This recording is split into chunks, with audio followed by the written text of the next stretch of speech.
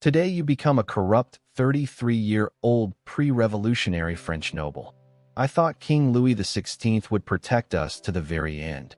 Instead, the guillotine answered for us first. I was born in spring 1761 in a side wing of the Versailles apartments. The wet nurse said I cried like a little trumpet. My mother was then a lady-in-waiting to the queen. I learned to walk by clutching a Rococo mirror frame. The mirror was 3 times my height, and the small boy inside it watched me, dressed in finer clothes than I wore. At 4, our household kept 42 servants. I could never remember their names, yet every one of them remembered exactly which cup of chocolate I had spilled. At 5, I saw King Louis XV outside the Hall of Mirrors. He patted my hair, and the ring on that hand was bigger than my entire fist. In those years, the court drilled manners into us.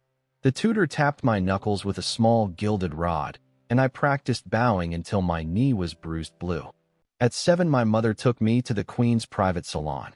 1 crystallized violet was good for 2 bites, and the cream puffs were stacked taller than my hat. At 10, we summered at our Bordeaux estate.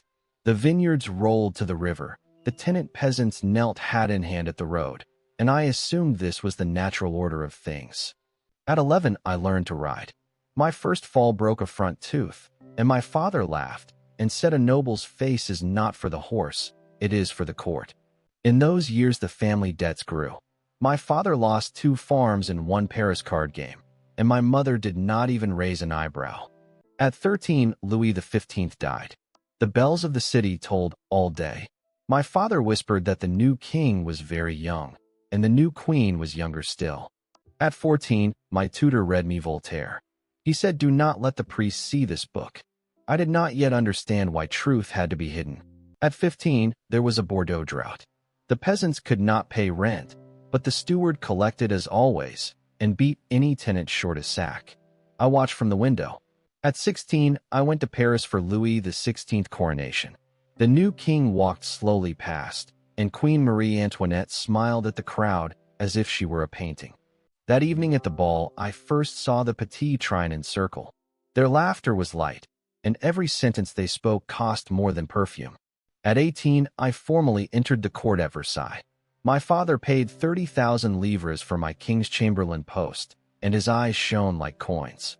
I learned the noble's truest skill, to stand exactly where the king can see you, but never where you block what the king wants to see. At 19, the queen pinned a blue ribbon of favor on my coat. It mattered more than half a year's salary, and I locked it inside my father's rosewood casket. I moved into a small Versailles apartment. The window looked out on the Latona fountain, but the inner walls smelled of damp. The court only ever shows you half of itself. At 20, I began riding to the hunt with the king. He was a mediocre shot and a quiet man, and every time he downed a stag, we cheered 3 times on cue. At 22, I was raised to chamberlain. The same year, I won the Bordeaux tax farm, skimming 30% yearly, and I told myself I had earned every coin of it. In those years, I practically lived at the Petit Trianon.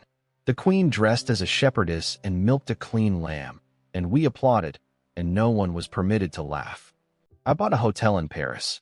Mirrored salon, velvet drapes, oriental porcelain, and an empty ledger, with creditors lined up to the foot of the staircase. At 24, I married a finance minister's niece. The wedding lasted 3 days, and the fireworks alone burned a whole farm's annual harvest. At 25, my son was born. I tucked a gold Louis into his swaddling and prayed he would never have to read the backside of our ledger. At 26, the anonymous pamphlets began appearing on Paris walls. They cursed the queen's spending and the tax farmers. In our salons, we read them aloud as jokes. At 27, bread reached an unthinkable price. My Bordeaux steward wrote that tenants were eating tree bark, and I pressed the letter under my coffee cup. In spring of 1789, the Estates General opened. The third estate shouted loudest, and from my second estate bench I felt, for the first time, the chair beneath me grow hot. On July 14th, word came that the Bastille had fallen. I was at the gaming table, the Queen of Hearts trembled in my hand, and no one in the room dared speak. On August 4th, nobles in the assembly voluntarily surrendered our feudal privileges. I raised my hand too, And on the carriage ride home, I was already calculating exactly how many years of pension I had just lost. In October, the women of Paris marched to Versailles. They wanted bread, and they wanted the king. We escorted the royal family back to the Tuileries, and the road was lined with torches. At 29, the royal family lived in the Tuileries like prisoners in a polite cage. I went weekly to pay respects, and each visit the queen looked a year older. At 30, the royal family fled. The carriage was recognized at Versailles. When the news came, I closed my eyes. I knew the game was about to change. The Jacobin speeches before Notre Dame rolled through the square like a tide. Robespierre's voice was not loud, but every sentence drove a nail into the wall. In 1792, the Republic was proclaimed. I hid the family coat of arms inside a wall, traded my velvet coat for plain dark wool, and felt for the first time that I should not be seen. At 32, the king was put on trial. None of us, in public, dared say a word in his defense, and almost none of us dared in private either. In January 1793, the king was sent to the guillotine. It snowed in Paris that day. I did not go to the square, but I heard the drum roll carry across the Seine. That year the reckoning began. Tax farmers, pensioners, anyone who had danced at the Petit Trianon. The names went onto the lists, one after another. My wife begged me to take our son to England. I said wait a little longer. Old friends had promised to vouch for us. I still believed in the favors Versailles owed me. The Reign of Terror came. The Revolutionary Tribunal sentenced dozens in a single day. Defense counsel was abolished, witnesses no longer summoned. Only the accusation remained. At 33, in early spring, there was a knock.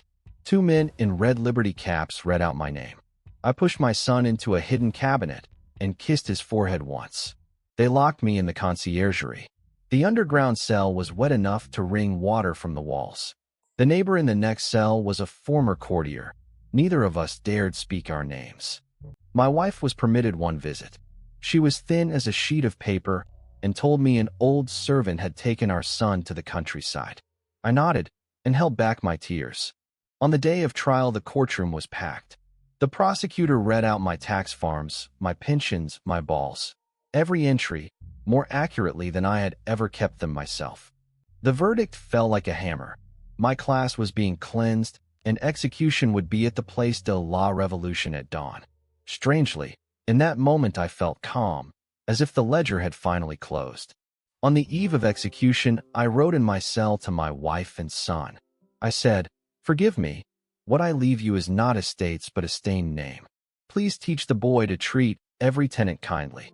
At dawn, the tumbril carried us toward the Place de la Révolution.